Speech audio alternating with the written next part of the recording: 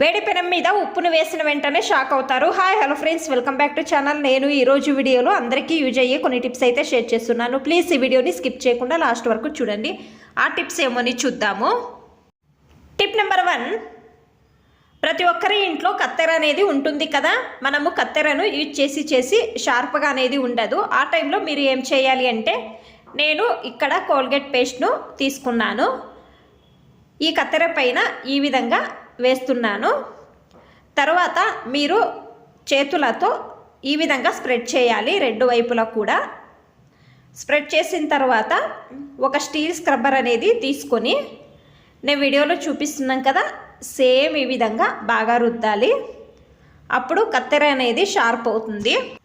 నేను ఇప్పుడు మీకు కత్తెరను ఈ విధంగా తుడిచిన తర్వాత నేను మీకు ఒక క్లాత్ తీసుకొని ఈ విధంగా కట్ చేసి చూపిస్తున్నాను. బాగా ఈజీగా కట్ చేయవచ్చు, ట్రై చేయండి. ఈ టిప్ అనేది బాగా హెల్ప్ అవుతుంది. టిప్ నెంబర్ 2, ఎవరికి రాత్రి టైంలో నిద్ర రాదు అనేవాళ్ళు ఈ టిప్ అనేది ట్రై చేయండి. నేను ఇక్కడ ఒక బౌల్ తీసుకున్నాను, ఇందులో కొన్ని పాలను తీసుకుంటున్నాను.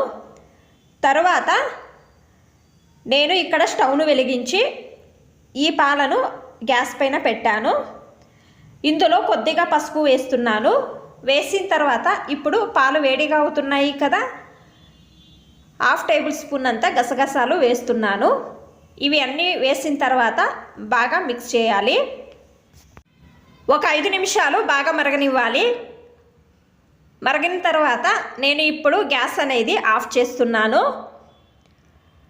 తర్వాత నేను ఇక్కడ ఒక గ్లాస్లో కొంచెం చక్కెర తీసుకున్నాను. మీరు కావాలంటే బెల్లమైనా కూడా తీసుకోవచ్చు. నేను ఈ గ్లాస్లోకి పాలు తీసుకొని, నేను వీడియోలో చూపిస్తున్నాను కదా, సేమ్ ఈ విధంగా మిక్స్ చేసుకుంటున్నాను. ఇది కొంచెం వేడిగా ఉన్నప్పుడే తాగడం వలన నిద్ర సమస్య అనేది దూరం అవుతుంది. బాగా నిద్ర కూడా వస్తుంది. ఎవరికి నిద్ర రావడం లేదు అనేవాళ్ళు ఈ టిప్ అనేది ట్రై చేయండి, బాగా హెల్ప్ అవుతుంది.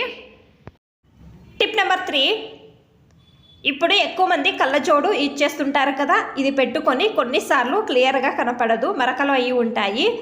ఈజీగా ఏ విధంగా కళ్ళజోడును క్లీన్ చేసుకోవడమో అని నేను చూపిస్తున్నాను.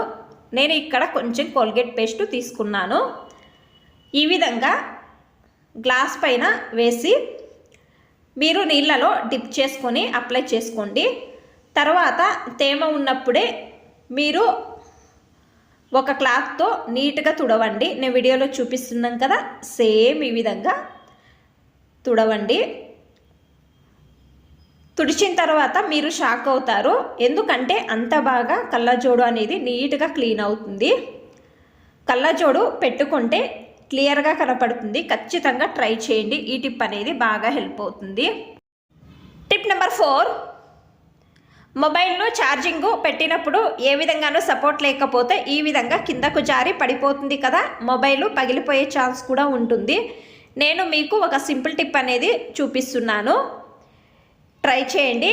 ఈ మొబైల్ పౌచ్ ఉంది కదా, ఇది తీసి నేను ఇక్కడ ఒకటి హెయిర్ బ్యాండ్ను వేస్తున్నాను. ఈ ఫోన్కి వేసి తర్వాత ఈ విధంగా ఛార్జింగ్ వైర్ పెట్టి ఈ హెయిర్ బ్యాండ్ ఉంది కదా, ఈ హెయిర్ బ్యాండ్ను ఈ ప్లగ్కి హ్యాంగ్ చేస్తే మొబైలు కిందకు పడిపోదు, ఛార్జింగ్ కూడా అవుతుంది. చూడండి, నేను మీకు చూపిస్తున్నాను, ట్రై చేయండి. ఈ టిప్ అనేది బాగా హెల్ప్ అవుతుంది.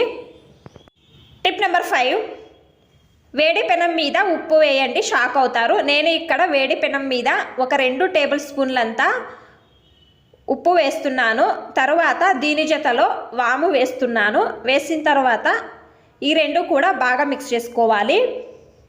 మీడియం ఫ్లేమ్లో పెట్టి వేడి చేసుకోవాలి. ఇప్పుడు నేను గ్యాస్ అనేది ఆఫ్ చేస్తున్నాను. తర్వాత నేను ఇక్కడ ఒక క్లాత్ తీసుకున్నాను. ఇందులో వేసుకొని నేను వీడియోలో చూపించే విధంగా ఫోల్డ్ చేసుకొని ఒక గంటు అనేది వేసుకోవాలి.